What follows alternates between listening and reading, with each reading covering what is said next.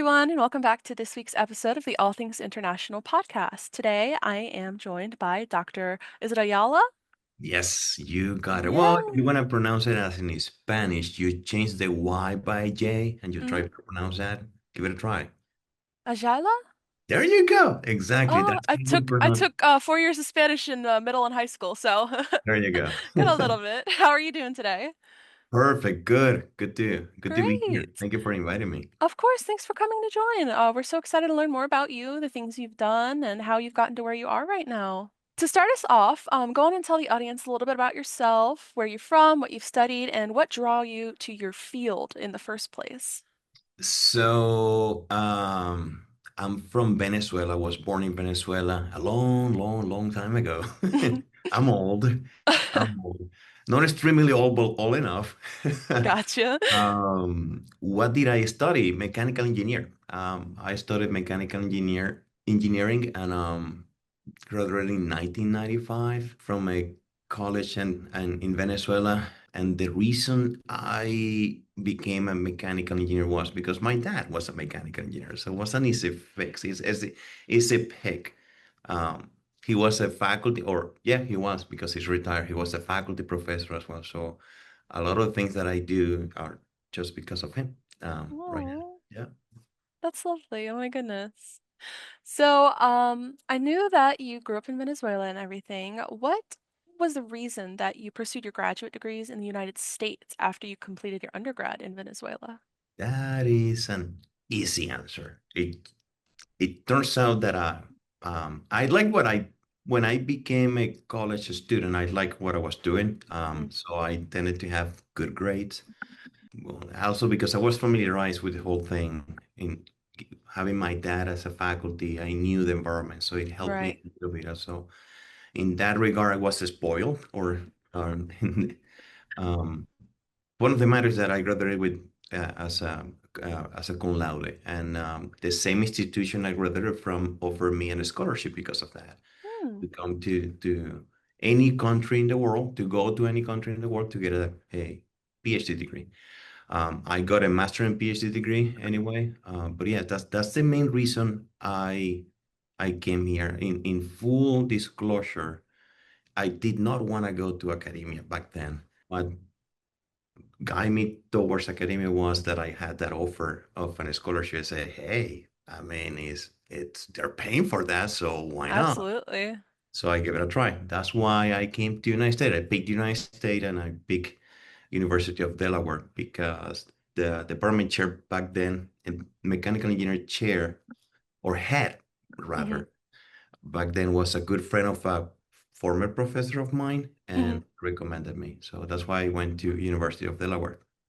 Was that your first international experience? Hell yeah. Oh my goodness. So, College. so it was a very, very first time leaving the country. Yeah, I was, oh my God, it was nerve-wracking. I mean, I'm sure.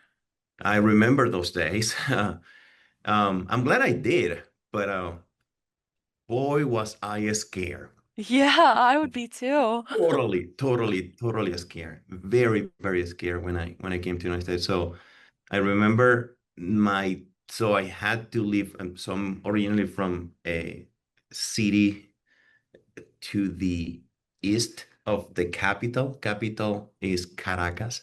Mm, But the international flights had to be from Caracas. So I remember my dad driving me from where we're from to Caracas to take mhm. the airplane. I was muted. Didn't want to talk to anybody. I was so scared. Yeah. And the whole time I was thinking, what did I get into? Why did I say yes to this? And I was second guessing myself, but I didn't say anything because I know it was gonna be hard on my mom. So anyway, I Mhm, continued my decision and I came to the United States. What I do remember is that once I got to the town, I remember arriving to Newark, Delaware. It was all dark when the taxi drove me in. mhm. And then I saw a big sign saying University of Delaware. I say, okay, I made it." Oh, And that's when I realized, and there is no going back because there was only a one-way ticket. I didn't have a one. oh my goodness. So I knew I'm here. I have no way to go back. And that's when I started little crying, Mhm. the missing my mom, my dad, and so on and so forth. But it was difficult, but it's important to go through those difficult situations. It helps you to create your own character and all that. For sure. Absolutely. So, how did that early experience into cross-cultural kind of collaborations shape your academic and your personal journey? So first and foremost, like I said, it was my first time ever going out of the country. Hmm. And then all of a sudden I was in this country that I knew through Hollywood. Right. So the one thing I realized that everything that we see in the movies is not what it is. I mean, there is some of that, a lot of that is exaggeration, but it's not like the movie tells you. It's not that. Right.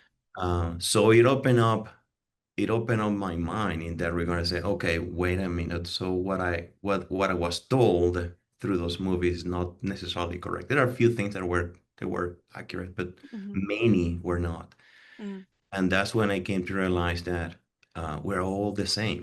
Uh, the difference is that we speak different languages, but at the end of the day, we're all humans. We all want the same thing, which Hmm. is a good life, enjoy life, have family, or family the different ways you want to consider what family is.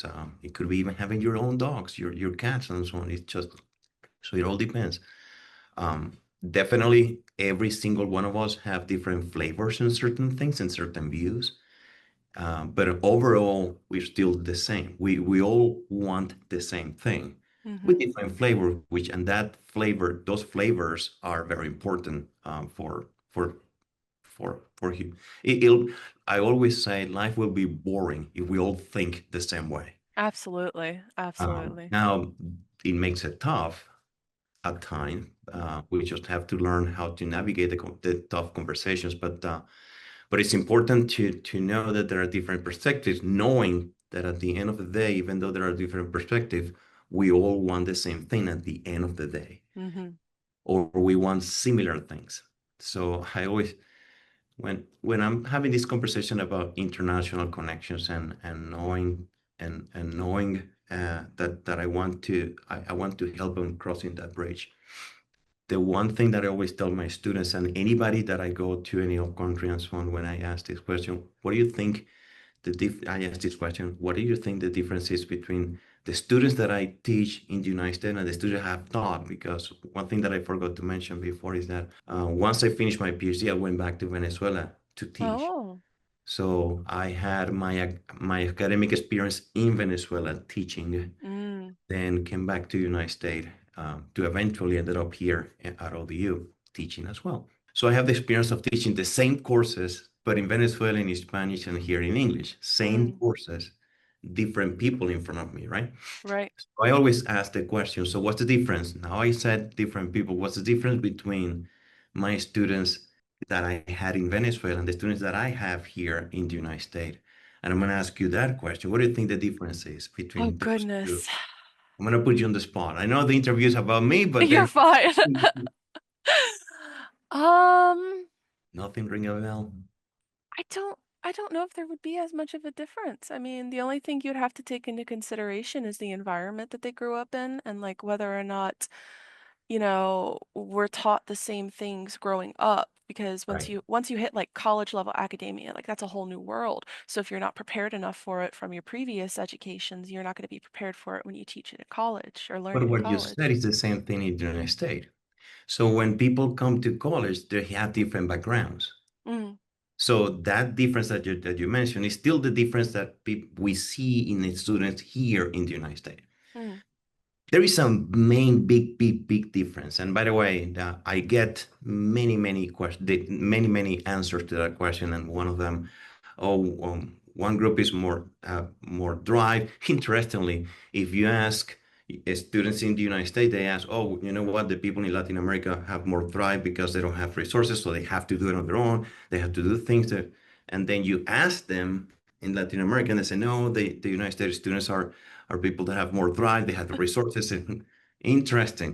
So they all say the same thing for different reasons. And I came to realize by teaching those two different groups is that there is no difference. Well, there is one major difference. Mm. The one in Venezuela speak Spanish, and the Yeah. one in Indonesia speak English.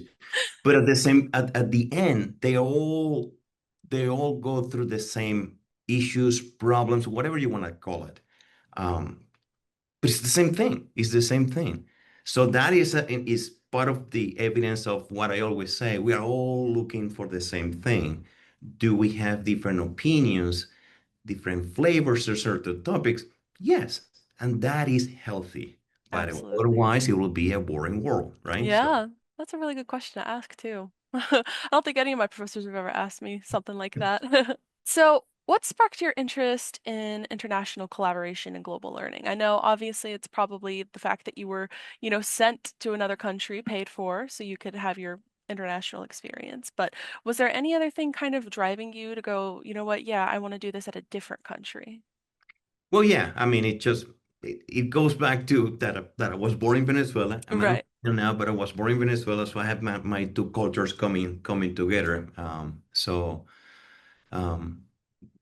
being an international individual, somebody that had been in different countries, that grew up in a different culture, but now is have I have my own life here in the United States with my family and all that.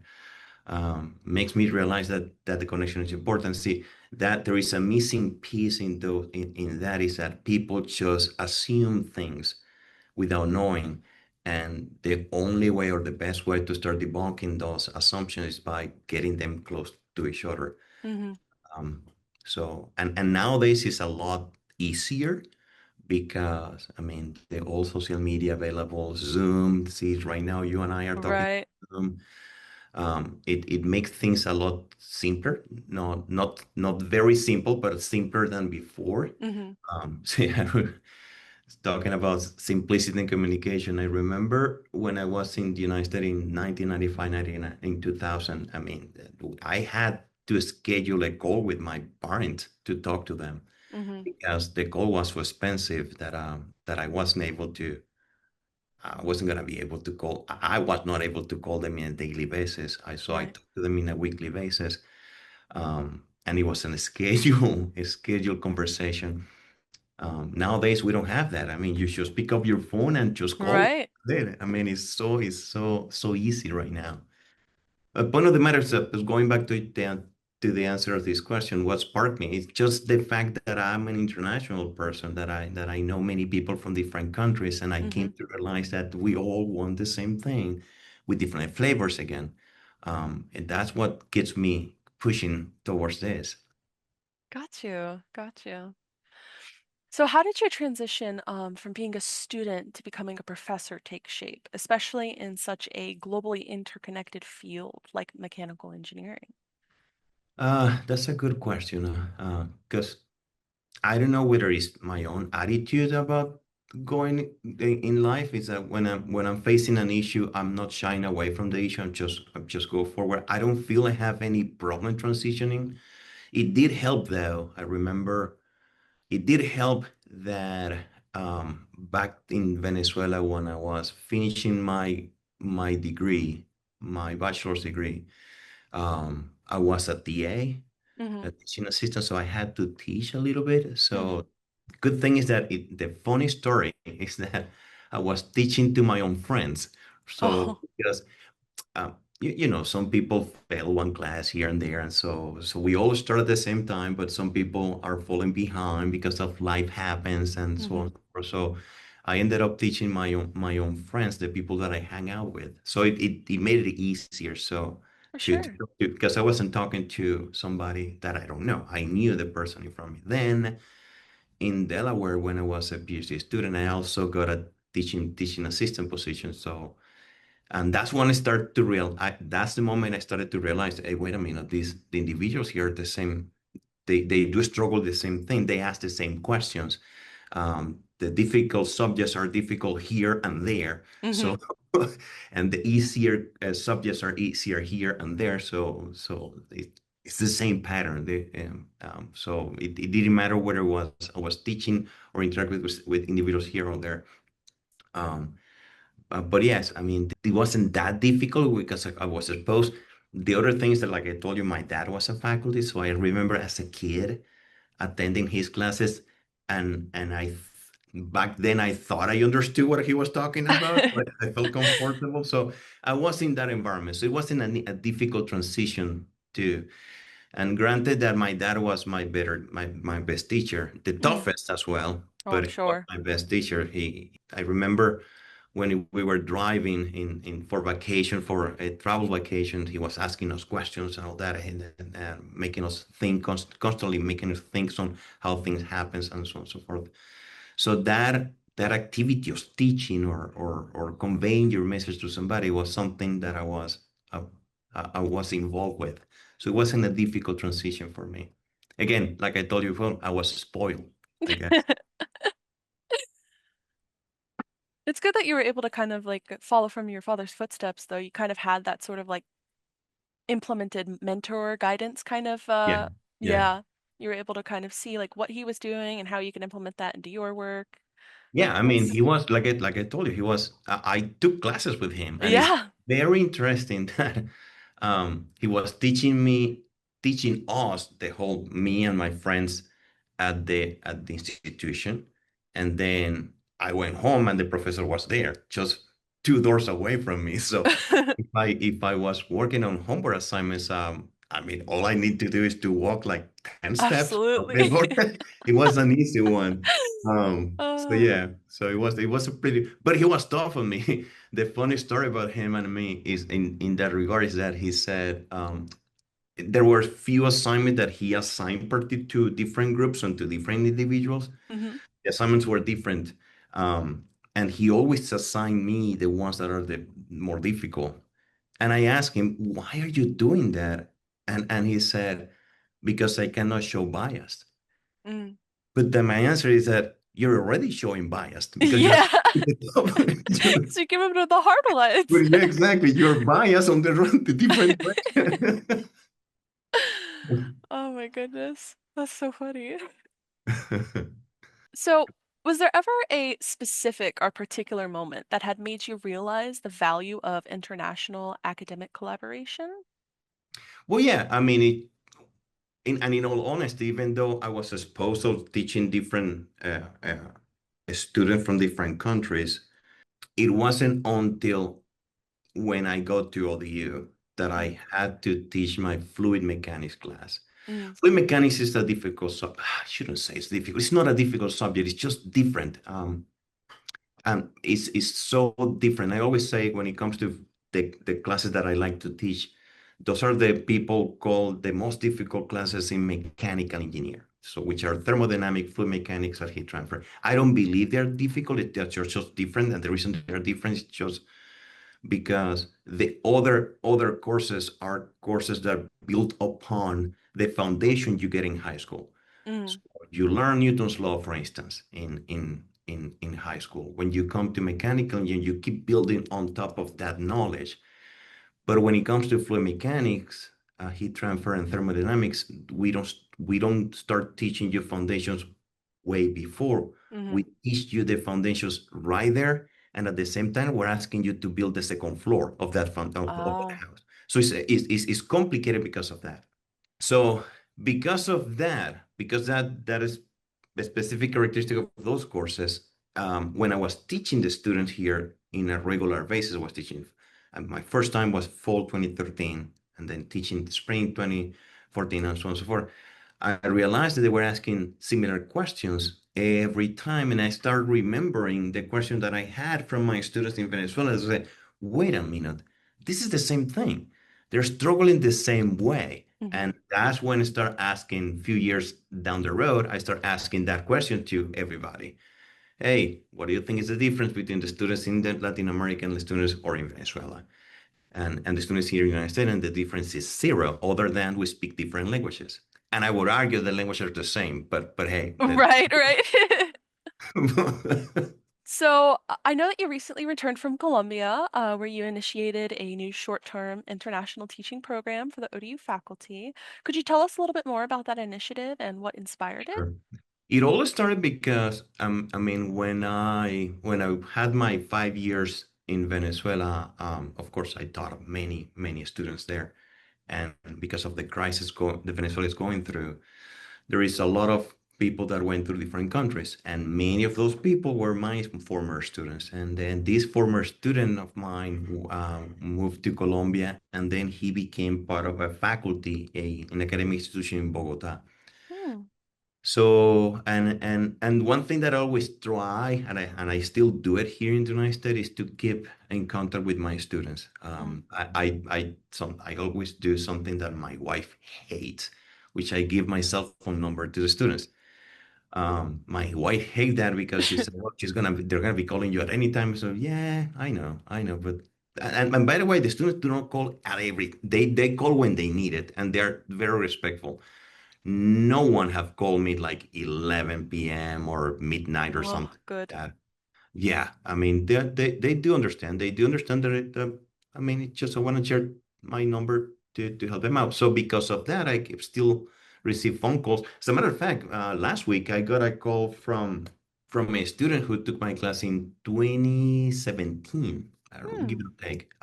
And he was telling me that he came back to Virginia Beach. He's working around here, and he was telling me that he ran into this student who was going to take fluid mechanics with me next semester, and he was telling all these stories.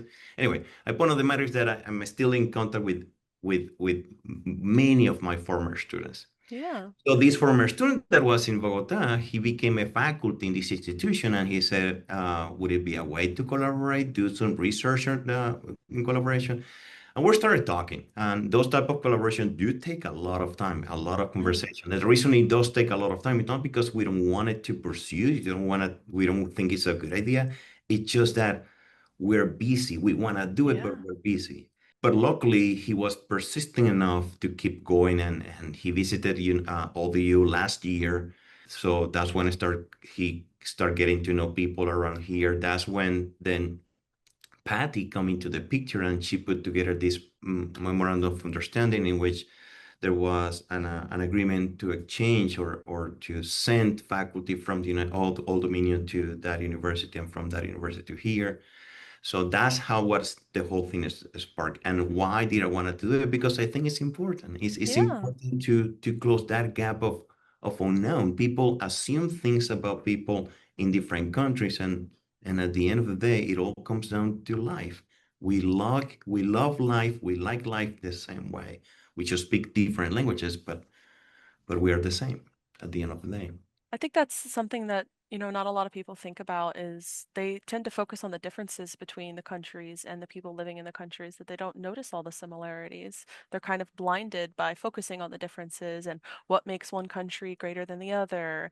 And, actually taking apart that kind of puzzle piece and focusing on the little ones kind of shows you like the similarities are there. We just choose to ignore them. And I would argue, and totally agree with your statement. I totally agree. There is one word that I would change because you use the word little. There, Mm, I would argue that the similarities are a lot more than the differences, mm, but we tend to focus on the differences. yeah. And it's not like we have a small similarities. No, no, we have a lot more similarities than differences. But for reasons that I would argue I need to ask to a psychologist. For some reason, humans behave in a way that prefer to focus on the differences Yes. rather than the commonalities. There's a lot more commonalities than differences. That reminds me, there is a this singer from Argentina, Facundo Cabral. He passed away. He was killed. Anyway, I'm not gonna go into his story, but he said that good is the majority, but it's not noticed because it is silent. Mm, And then a bomb makes a lot of noise than a hug. So the point of the matter is that a bomb, a word, is so loud that we all think it's a lot more than the hug that I can have with another human. yeah. uh, because the hog is silent. But point of the matter is there are a lot more of good than we think Mm-hmm. because we don't spend the time thinking about it. Yeah, absolutely. So you've traveled and presented at many different conferences around the world. Could you share a moment or experience that stands out to you from one of those?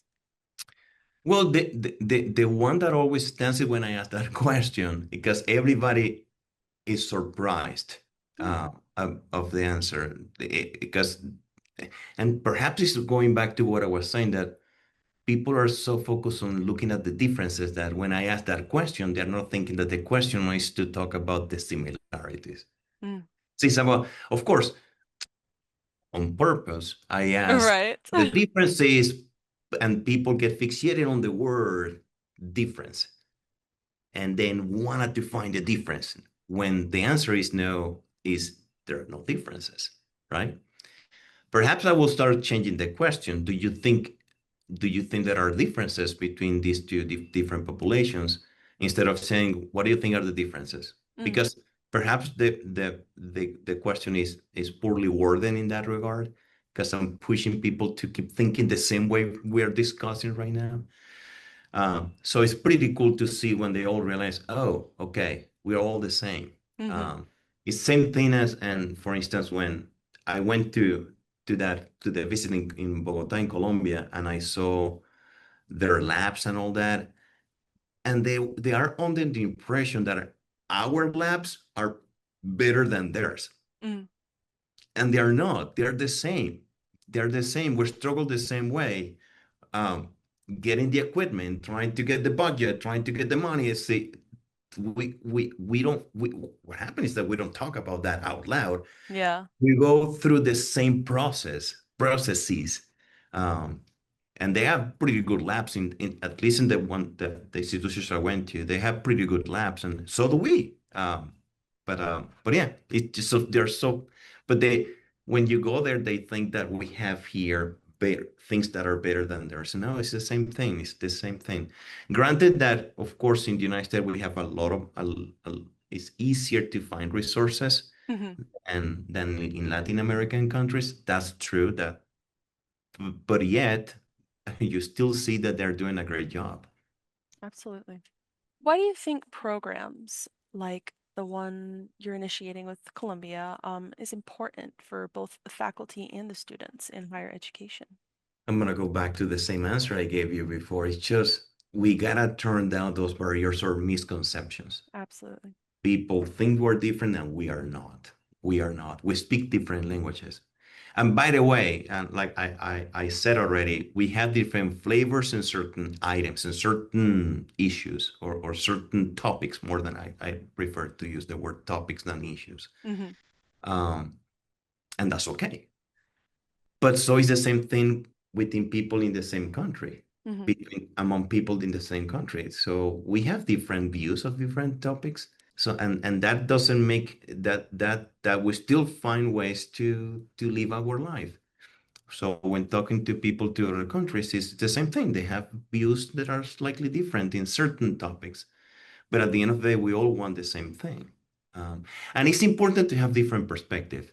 absolutely. From the engineering point of view, when we make designs, I mean, I'd rather make a design that satisfies a lot of people that just a certain type of individuals. Mhm, And that reminds me the very when cars started to be built and designed and built and so on and so forth. And none of them were designed thinking about females driving. And that's mm, why the belt was purely designed for females. And there was a lot of deathly accident when the female was the driver because the space, the ergonomics was not thought about around females, which is mhm, totally wrong.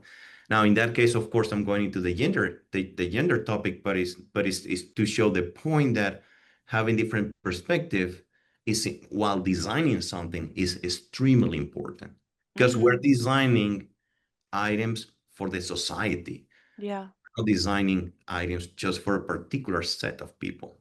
Would you say that's kind of the moment where you have to focus on the differences rather than the similarities? Yeah, that'll be the one. Yeah, that'll be the one. Exactly. You're Absolutely. right. You're right. You're totally right. You're totally. It's like I told you. I mean, yes, I'm the person that I wanted to say we're a lot more similar than different. Mhm, But at the same time, we need to be aware that we have differences, mhm, topics that we need to be aware of. mhm. Um, we cannot just forget them. We need to be aware of them. Hmm. But while celebrating our similarities, we have to celebrate the similarities and bring the difference with in the celebration. Yes, rather than having the reverse. Uh-huh. Have you ever faced cultural challenges in conducting or presenting research across borders? And if so, how did you navigate through those challenges? I mean, I haven't. Honestly, I have not. I don't know whether in other settings you will see the cultural challenges, but when it comes to engineering and I'm probably in other fields, there might be. I highly doubt, but I cannot make any claim. Hmm. In engineering, it's pretty multicultural field. When we go to conferences, you're speaking to people in English, but Hmm. you clearly notice the many accents across the board. So no, not in my field. And I highly doubt that you will see that in any other field when it comes to academia, right? Hmm. Um, Perhaps because academia embrace the different cultures to to a lot of degrees. So no, I have not. And if I had any challenge, well, perhaps because my accent, as you could notice, I have an accent. Hmm. I cannot hide it. I won't hide it anyway. I'm For proud of my sure. accent as well. But every now and then I mispronounce some words, and I can see the people faces when I Hmm. mispronounce a word. For I remember the very first time I realized it when I was teaching in at ODU. Uh, I said Cooper when I was trying to say copper. Mm, And I didn't realize that until I saw a student kind of laughing, but in a good way. He smiled more than laugh. mm, And that's when I realized, why is he? And then I start, okay, I mispronounced that word. mm, Um, I don't take, I know this is a touchy and personal subject because when I see that type of reaction, I don't take it offensive. I just try to laugh, laugh about the whole situation myself. right. Um, and I every now and then, of course, I tell my students I embrace my culture. I embrace my accent and my pronunciation, so it's okay. And I encourage my students to correct me if I mispronounce a word. But that I didn't feel it like a challenge. Right. It's a natural reaction of a human to see, okay, I see something. I know he's referring to copper, but he said Cooper, Mm. and, but I didn't take it as a challenge. Um, So I know I said that I wasn't going to talk about myself much, but I did want to bring up, so I was raised personally in a very close-minded family. And so when I initially drafted up this question, because I've asked this question to a couple of different people, have they experienced any cultural challenges across borders, in countries other than their own? And I had already kind of assumed that there were going to be issues because I've never had an international experience. I lived in a super close-mind family who didn't really want me to learn about other people, wanted me to stay with, my own. And so hearing not only you, but countless other people who I've interviewed and I haven't had a single person say, yes, I've had cultural challenges. They have all said no. And if there were any, they were addressed in the moment to where they didn't seem like a challenge, but just something to go through. And I just think that's wonderful. I just wanted to bring that up because, as you say, assumptions are what drive the world, unfortunately, and I had made that assumption. And like seeing myself get corrected for it is so humbling, but also just brings me joy because it's nice to know in that moment that I was wrong about those types of prejudices like being so challenging. yeah, but one thing I would suggest is don't skip that question. Keep asking the question because it's For very sure. important to hear the same answer. And perhaps the reason if you're asking that question to international individuals like myself is because we're so conscious about the differences and similarities that we don't take it for as a challenge. We just say, Hmm. okay, it's normal. I don't, it's when I see that type of reactions, just because our differences that are not the deep differences, that the surface differences, I don't take offense. I rather understand because the individual sir is being exposed to something new. Right. So I don't take it as a challenge. Different. I do address it definitely. I do something about it. I just tell the student, hey, and this is my accent. And I'd rather than that creating a big conflict of the whole thing, I just say, hey, Right. rather you just I want to learn from you. So just guide me through the process of pronunciation.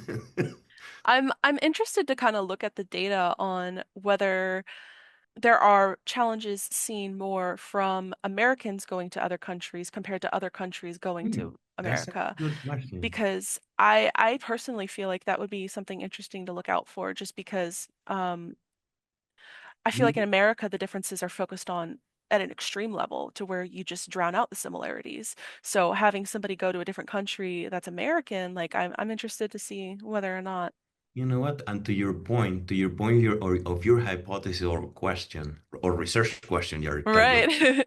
I love that, is that in other countries, we know about America through Hmm. movies. So we're being exposed.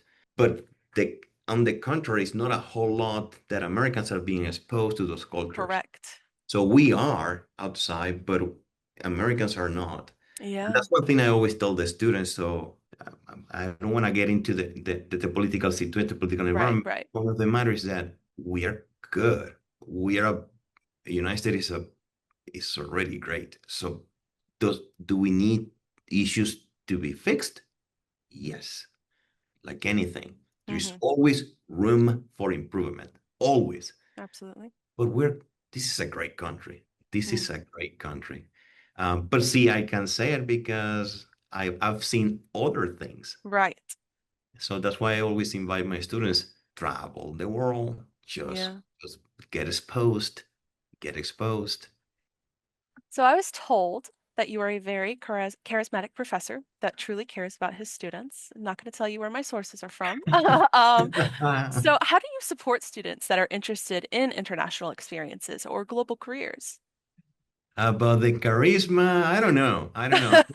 So it's funny because people say that I'm always outgoing. I remember a long time ago, and I'm still, and I'm a shy person, even though I don't come across like a shy person. Mm, What I happen is that I learn first I learn how to approach people. It's just because, and it all comes back to the same point. We're mm, all the same, so I'm no longer afraid of asking questions or saying things, mm. because at the end of the day, I already know we come from the same ideas. We have overall the same ideas, which a better life, enjoy our life, have a good laugh every now and then, enjoy Yeah. family, friends, and all. We all want that.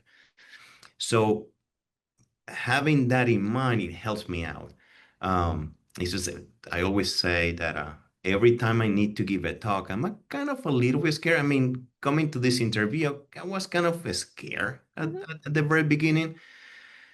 But then as you and I start talking, I say, oh no, wait a minute, she wants the same thing as I want. So everything it just comes down.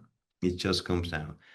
So it's not about being charismatic. It's about being that I'm no longer afraid of making a mistake, or because at the end of the day, I'm not gonna make a mistake because I'm gonna ask a question that probably that person already also has or Hmm. had a long time ago. So how do I help my students? So like I told me before, like I told you before, a few minutes ago. So I always tell the students, just when you get the chance, just travel the world, and I give them guidance on where to go, what not to do, and so on and so forth. Because I mean, it just when you come to Norfolk and they tell you, oh, the if you go this area, it's a bad one, be careful. Mm. That happens everywhere in the Yeah. world. There are always better areas than others. And so that's why you need to talk to people, right? So people will have the information. So yes, I always tell the students about that possibility. Thanks God, Patty's with us at ODU. She's a force right now. She's opening those possibilities. There are plenty of which I didn't know, by the way, Mm. plenty of internships or research experiences in other countries that are free for the students. That's which is pretty cool. Uh, Right. who wouldn't want I to know. travel the world for free and learning? But my Absolutely. goodness, So yes, my what I do is to expose them to information because they just don't know that the opportunities that are out there. They just don't know. And how would they know, by the way? They cannot assume. So the only way for them to know is if we tell them. So Mm, we at ODU, we are responsible of spreading the word. So that's why I'm hoping that this podcast will also help. So seek for the information, and they don't need to seek for information alone. They can go and come and talk to us. absolutely. I like I said, I've been at ODU since 2019. Never heard of any types of these programs the entire career until this year. And it just baffles me because like I this is know. such an amazing opportunity to be in my hands, but this like I've it's never been brought to my attention. So it's just oh, And you are not alone. Yes. So you would assume that I would have known about these opportunities. I yeah. learned that because of Patty. Patty, she was the one to Yes. tell me. I said, the heck? Really? And right now we're partnering on to offer workshops for students to write strong proposals when applying to these opportunities. Because one thing that I totally forgot to mention at the very beginning, I'm the director of undergrad research, Mm, and there are plenty of opportunities when it comes to research for undergrads. Um, and again, we're here to help. We're here to support all the students in if they wanted to go into the route of research or international or both, because there are international research out there, opportunities out there that we want students to apply for. Yeah, mhm. so I didn't know. Point of the matter is that Yeah, you're not alone. I did not know, and I've been around for a long time and I had no idea. that's crazy. Well, Hmm. at least we're trying to bring attention to it now because I do not want to let that opportunity slip. It is Yeah, so yeah, you amazing. shouldn't. You shouldn't. So, over the years, have you seen a shift in student engagement or interest in international education? And do you have any hopes as to how this generation may be starting to engage with the world differently? Yeah, I think there has been some differences. I was never focused on asking those questions all up to now that I got this position and I got to know Patty and get to know all those opportunities. And I think there are main differences from the students nowadays as the students 10 years ago, 15 years ago because of social media. So social media is a great resource. We have to take it with care. We have to be Absolutely. very careful because information coming from social media could be really good or really bad. Certainly. Um, that reminds me, what's the name of philosopher from Israel? I forget his name, but anyway, he said, truth is a rare type of information. Most of the information we get is a lie Mm, or a modified information. mm-hmm. It is up to us to decide what's truth and what's a lie. And when I say a lie, it doesn't necessarily mean that somebody's making a statement on purpose to lie. Just that Right. person might be making a statement without the foundation, without looking up the deep down Mm-hmm. into what goes on. Um, and the truth is rare because it's expensive, but it's very expensive. You Mm-hmm. have to invest time on it to begin with. If you wanted to make it truthful information, you have to dig, you have to read. So you have to spend your own time, therefore money, Mm-hmm. to uncover the truth. So social media is good, but it's filled with those two side of things. But it opens up the opportunities, and at least if the information is not fully accurate, at least it gives you some ideas or what goes on and so on and so forth. So when it comes to this type of opportunities, social media, and when it comes back to these international opportunities, social media is a great resource Mm-hmm. because at least it's opening it up. It's saying the world exists, it's ready for you. Come Right. on, right? So I think they're better informed Mm-hmm. about the fact that having international experiences is good. They just don't know about the programs, and Gotcha. that's where Patty's helping a lot. That reminds me of a statement that one of my previous podcast interviewees mentioned. He said that people are scared to share their knowledge with others for fear of that person becoming better than them. And it's like gatekeeping knowledge, you know, you don't want to tell somebody else what you have learned and how you have learned it because you learned that, you spent your time learning that. And that's a big issue going around because, knowledge is widespread. Knowledge should be free, truthfully. So, um, trying to navigate those circumstances where there are people who have knowledge that you want to learn, but like, I don't know, they don't really want to give it to you. And it's Yeah. it's just interesting to see how you really have to do your own research. Honestly, you can't just believe what people say anymore either. You've got to dig. You've got to really dig, like you said. I would add to that comment though, is that I can see that happening. I've seen that. So when I came to United States to get my degree, I had to go through a long process of that required investigation, sitting down, reading, and there was not a whole lot of internet back then. So I'm old.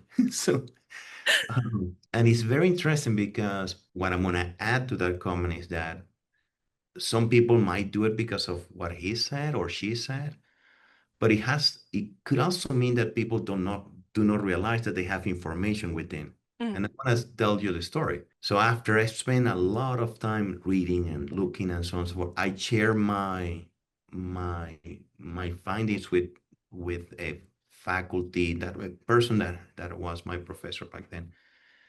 And then he said, "Oh yeah, that's true. I forgot about it.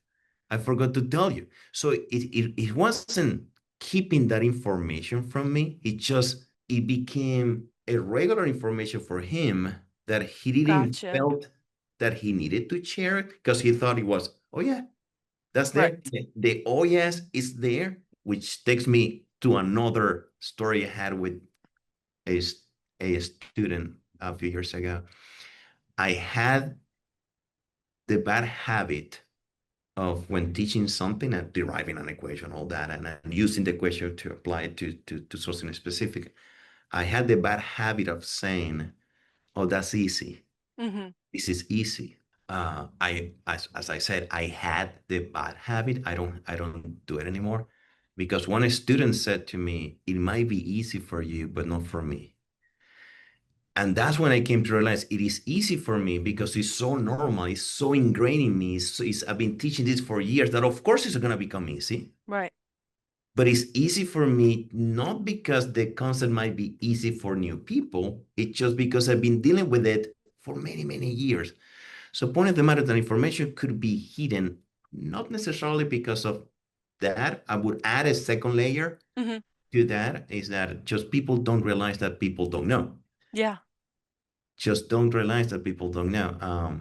So yeah, so that's all I wanted to make a comment about that. Yeah. No, Is that I that's will a great add that addition. layer. That is a great addition. Absolutely.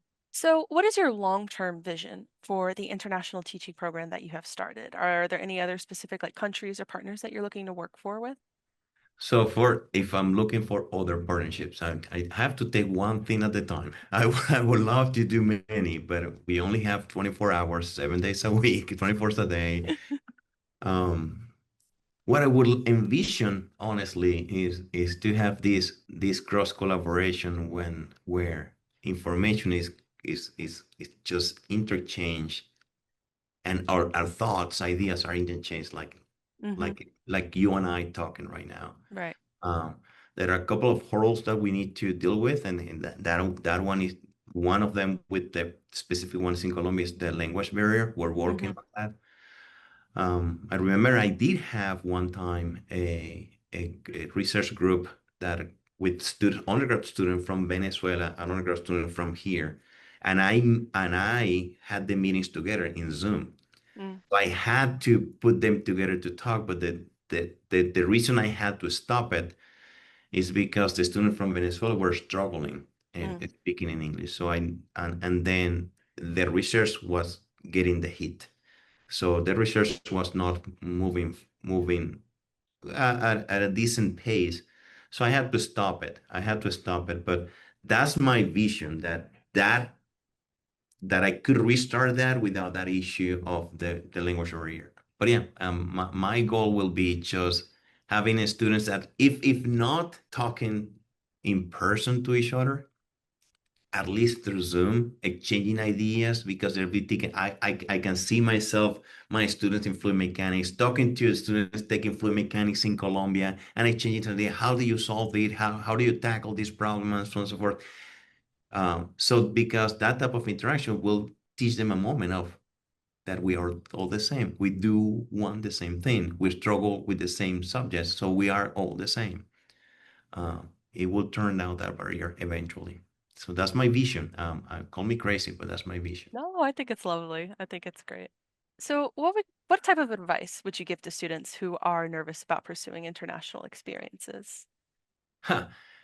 Embrace their nervousness. I mean, you're gonna be nervous. Like I told you before, even when I was getting ready for this Hmm. interview, I was a little bit nervous. Like I told you when I came to the United States, I was afraid. It's not even nervous. I was afraid. Don't shy away from those moments. Mm. And don't try to stop them. I mean, some people say, "Oh, you can't, you shouldn't be afraid." No, no, no, no. It's on the contrary. You have to be afraid because that's your your brain telling you you're going into something that you don't know what the outcome will be. Yeah. So I didn't know who you were. Yeah. I was a little bit scared on my side until like I said before, until we met and until we start having a nice chat at the very beginning. I said, okay, wait a minute, just like me. Um, so if you're nervous, that's okay. That's okay. Embrace it. Embrace it. That's a natural reaction of your brain trying to protect you from the unknown. Don't stop. If you're afraid, it's because good things are coming. You just Hmm. don't know what the outcome will be. But good things are coming. Just embrace that moment and keep pushing and talk to people. Ask questions. We know the answer. We if we don't know, we might help you in finding the answer of any issue you might encounter. But don't be af see, I was gonna say the same thing I just criticized. Don't be afraid. No, be afraid. Embrace it. Embrace it. It's not, it's that it's like a, the definition of being brave is not necessarily that you're not afraid. You're afraid, but yet you keep pushing. That's being brave. Brave Yes. is not the absence of fear. No. Fear is always there. It's just that when you have it, you still continue. That's being brave, embracing that moment. So, and but at the end of the day, we have to remind ourselves that when we are afraid, it's just our brain trying to protect us, which is totally fine. But we could also manage that brain, right? It's our brain. So our brain will trigger that thought, Hmm. but we could also think, oh, wait, that's a thought of my brain trying to protect me. There's nothing to worry about right now, if you want to say that. Yeah. Maybe let me talk to Orlando, let me talk to Patty, let me talk to somebody to see whether my thoughts on the right in the right direction or not, because there might be some misunderstanding. So talk to people, I would say, when you're getting those feelings, Hmm. so you could overcome the fear. But Yeah. traveling is nerve-wracking. Don't Yeah. get me wrong. I remember when I traveled to Spain for the first time like 4 years ago, 3 years ago. And the good thing is I was going to a country that I knew the language, so that helps. But still, I didn't know what to expect. I didn't know whether the police was going to be mad at me or something, right? So I had no idea. I don't know about the immigration officers here. I don't know what the immigration officers are going to say. So it's all me building that feeling. And I all I had to do is to talk to myself. I said, these are the same people I've dealt with before. Why is it gonna be different? But my brain didn't want to process that at the very beginning. Right. The first instinct is to worry. Hmm. She's fine. We cannot stop that. It's healthy, if anything, because it's a way to protect, it's a way of your body protecting Hmm. yourself. So it's okay. Embrace it, but talk to people then. Yeah. That's some great advice, honestly. I really like what you said with like the brave doesn't involve like the absence of fear. Yeah. I think Being that's brave is that's a not really the good absence point. of fear. Yeah. So, looking back on your journey from Venezuela to the United States, from student to a international program leader, what do you hope that others take away from your story? that we are all the same. That's the takeaway. We're all the same. Different Mhm. flavors in certain topics, but we're all the same. We do care about the same thing. Mhm. The same thing. We all want to have a nice life with a little less of worries here and there or certain issues, economical, social, whatever they are. So we just want to be happy. Yeah. Aren't we? So we all want to be happy. And definitely some people define happiness differently. That's fine. But at the end of the day, we all want to be happy and enjoy life. Some people define happiness as leaving a mark in this world, like I want to. I wanted to leave a mark in my students. Mhm. So that to me is my definition of a little bit of the definition of happiness. But yeah, I mean, it's just that we all are the same. Just remember that. So, specifically for students that are in STEM fields who might not immediately see the value of studying abroad or intercultural learning, how would you explain its importance to their career? Well, this is interesting. Mm, When it comes to STEM, we cannot forget that that knowledge that backs up STEM field started in other countries. mm, So if you wanna, so it's funny because I'm preparing a class right now for a bunch of high schoolers, and I'm always fascinated about fluid mechanics, um and I start digging into the history of fluid mechanics, and it all comes back to the concept of pressure. It started with the concept of pressure and the concept of that fluids are made of molecules and mm. molecules are moving. And see, everybody knows that. Everybody knows that nowadays. Back Right. then, 400, 500 years ago, nobody knew about that.